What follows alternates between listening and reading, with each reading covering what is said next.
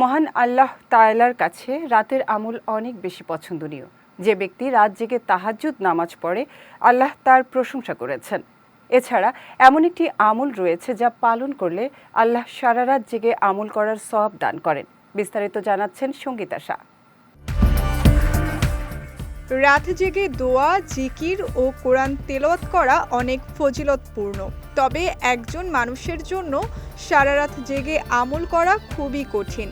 কিন্তু কোনো ব্যক্তি যদি একটি আমল করে তাহলে ঘুমিয়ে থাকলেও আল্লাহ তাআলা তাকে সারা রাত জেগে আমল করার সওয়াব দেন।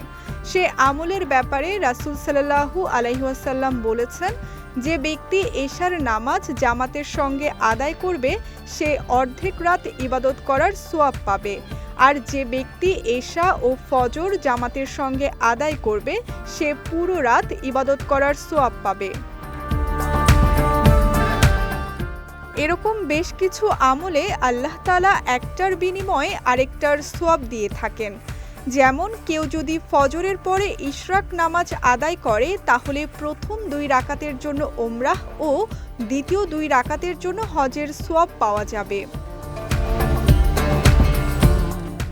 আল্লাহ তার বান্দাদের নেক আমল সহজ করার জন্য এভাবে সওয়াব দিয়ে থাকেন। বিষয়টি এক হাদিসে স্পষ্ট করা হয়েছে।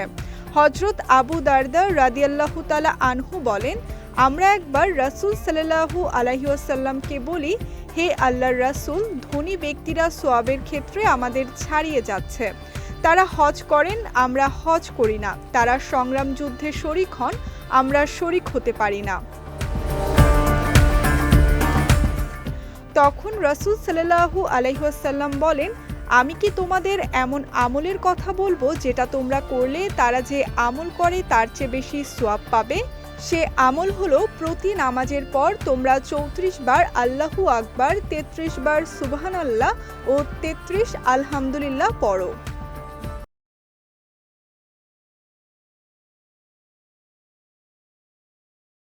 এমন বেশ কিছু ছোট ছোট আমল পালনের মাধ্যমে আমরা সহজেই আল্লাহর সান্নিধ্য লাভ করতে পারি। সঙ্গীতা শাহ, বিজয় টিভি, নিউজ ডেস্ক।